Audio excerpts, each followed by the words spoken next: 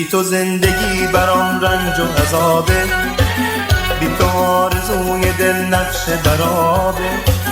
زندگی با رنج و غم واسه من چه مشکله، دل اگه شاد نباشه زندگی بی حاصله. نمیدونم شایدم حق مادره، نمیدونم شایدم حق مادره.